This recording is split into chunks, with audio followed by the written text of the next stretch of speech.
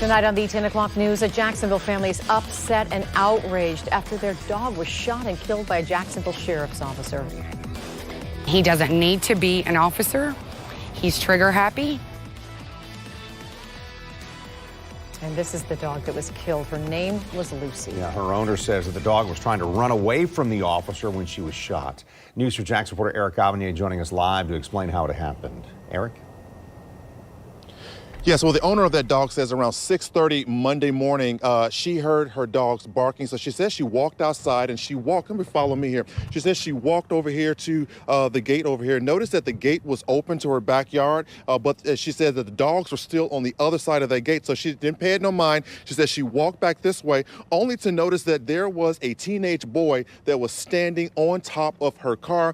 She said that he was yelling to her that her dogs were chasing him. So she went to go try and get her husband to come out here, and by then she said that boy jumped off the car and started running around the block to go back home. Now it was moments later, obviously police were called. The boy's mother called police. When officers arrived here on scene, everything went downhill.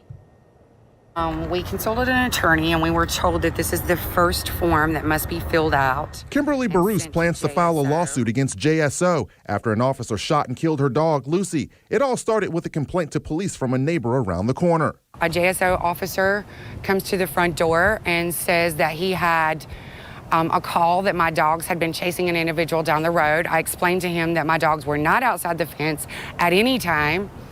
He proceeded to ask me to unlock the gate and let the dog see if the dogs would come out. She says Lucy came out and got close to the officer, then nipped him in a playful manner. That's when she said the officer drew his gun and fired at Lucy. She ducked, started around the car, and the first shot missed, but he continued to fire around the side of the car until she was deceased. We blurred this picture because Lucy's blood was smeared and splattered against the side of the car. In these pictures that are partially blurred, bullet holes are in the back of the dog's body.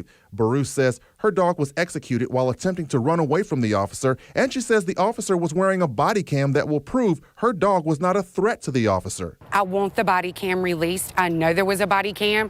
I want everyone to see that the first shot to my dog was missed, that she was running away from him, and he continued to fire. After the dog was killed, Baruch's oldest son went after the officer for killing the family pet. All I could do was try to get my son away from the ordeal so that the officer did not shoot him, because he reached for his gun twice on my son. Her son was arrested and charged with misdemeanor assault on a police officer. Court records show he pled no contest and was sentenced to time served for the 1 day he spent in jail. News 4 Jax has requested a copy of the body cam video and a response from JSO about the case. We received this statement that says, the incident you are inquiring about continues to be administratively reviewed as per policy. The subsequent criminal case for simple assault on a law enforcement officer remains an ongoing active case.